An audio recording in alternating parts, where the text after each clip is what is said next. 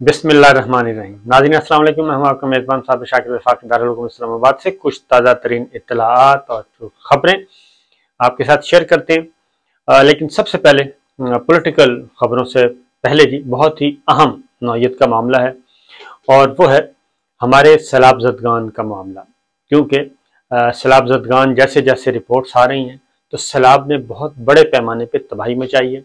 उनका तस्करा भी ज़रूरी है, उनकी खबर को हाईलाइट, उनके मसाइल को हाईलाइट करना बहुत ही ज़रूरी है, क्योंकि हमारी आवाज़ हो सकता है हमारी आवाज़ पहुँचे, दुनिया भर में सुनी जाती है, तो जहाँ भी पहुँचेगी वहाँ पे हो सकता है उनके लिए कोई एक भी अगर फेवर हो जाती है तो इसके लिए हम समझेंगे कि हमने अपना फ़र्ज़ अदा कर दिया, अपना हिस्सा डाल दिया, और हमारे तवस्सुत से अगर उनके मसाइल हल होते हैं तो इससे अच्छी बात और कोई हो नहीं सकती।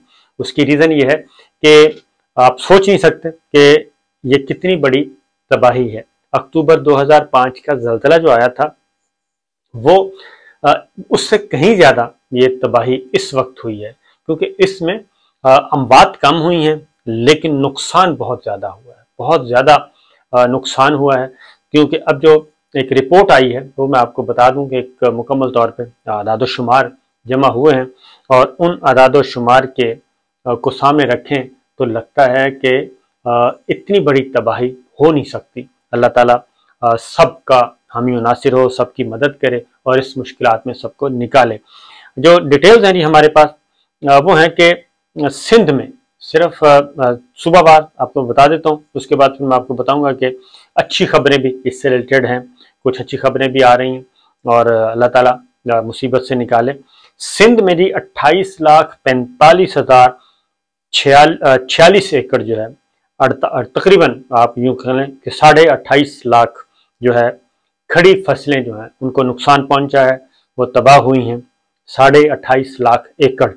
और उसके बाद सिंध में जो सैलाब का नुकसान का तखमीना है वो तकरीबन 300 अरब रुपया है जी। 300 अरब रुपए का तखमीना लगाया गया है कि इससे नुकसान हुआ है।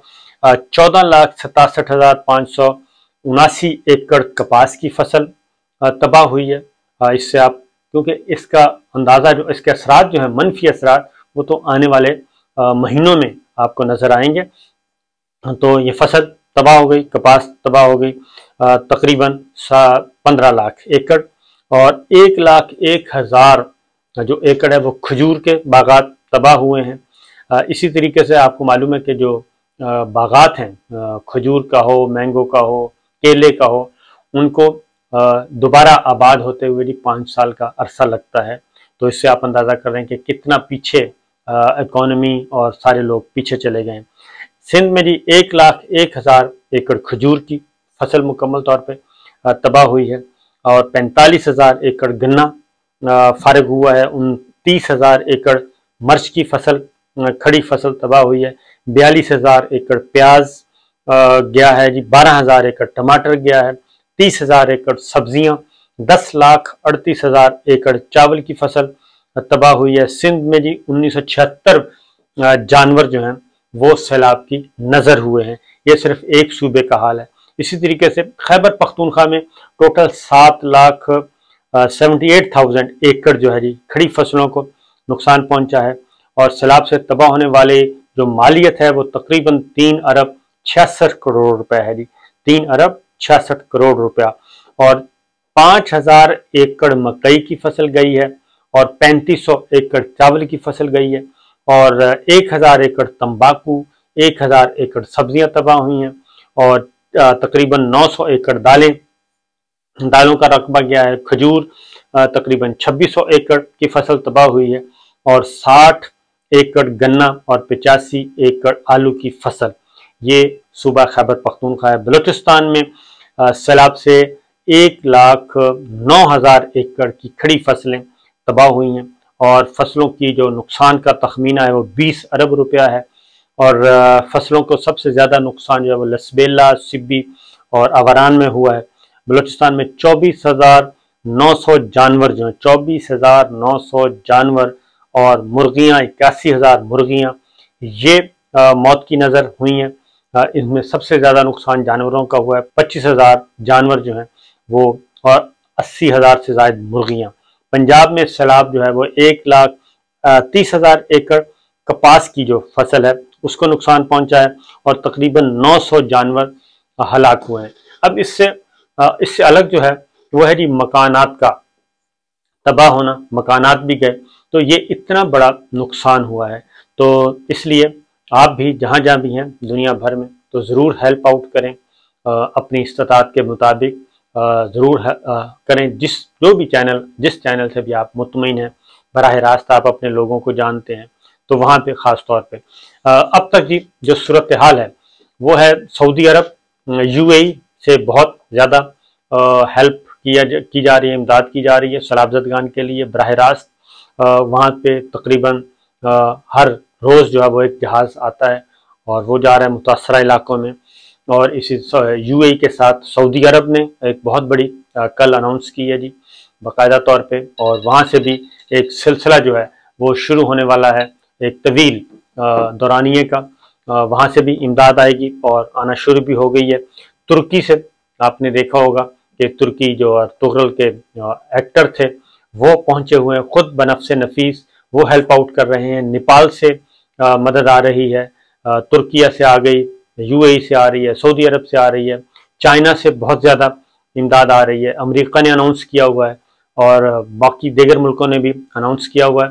तो आहिस्ता आहिस्ता आ रहे हैं। इसी तरीके से इमरान खान साहब ने 2 दफ़ा टेलीथॉन किया, 10 अरब रुपए, वहाँ पे तकरीबन 10.2 बिलियन की जो है वो प्लेजेस आए हैं और उनसे मोस्टली जो है वो तकरीबन 4 अरब रुपए आ भी चुकी है अकाउंट्स में।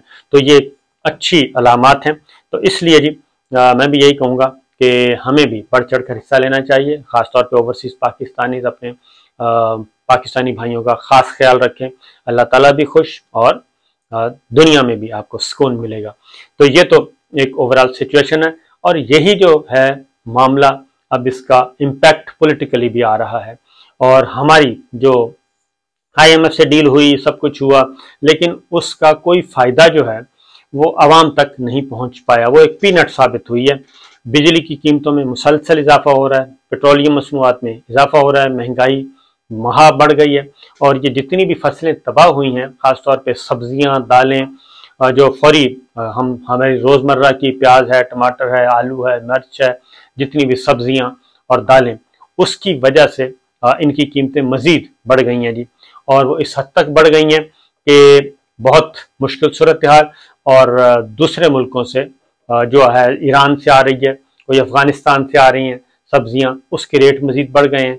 और जिनके पास थे हमारे पाकिस्तान के अंदर, पाकिस्तानी भाइयों के पास जो थे, उन्होंने भी जुल्म ये किया कि उन्होंने भी कीमतें बढ़ा दी, ज़ख़ीरा अंदोज़ी की हुई है, बजाय इसके कि इसमें अपने लोगों को रिलीफ दिया जाए मैक्सिमम, लेकिन उन्होंने भी कीमतें बढ़ा दी क्योंकि तलब जो है वो बढ़ गई है, रसद कम हो गई है और उनको पता है कि आने वाले दिनों में भी ये चीज़ इसी तरह रहेगी, तो उन्होंने भी अपनी सप्लाई भी रोक दी है, कीमतें बढ़ा दी हैं। तो ये भी एक अलमिया हुआ है। बहरहाल इसमें गवर्नमेंट चाहे तो बहुत कुछ कर सकती है और इसमें जो ड्यूटी फ्री सब्जियां, दालें इस तरह की वो दरामद बाहर से इंपोर्ट की इजाज़त दे सकती है। तो इससे भी जो मार्केट का लेवल है, मुवाज़न बैलेंस जो है वो बरकरार रह सकेगा और ये ज़ख़ीरा अंदोज़ों को कम से कम काफ़ी नुकसान हो सकता है जो खुद साख्ता तौर पे जिन्होंने कीमतें बढ़ा दी हैं। अब आते हैं इसी वजह से जो है इकॉनमी, इसका ओवरऑल जो इम्पैक्ट है वो इकॉनमी में पड़ा हुआ है।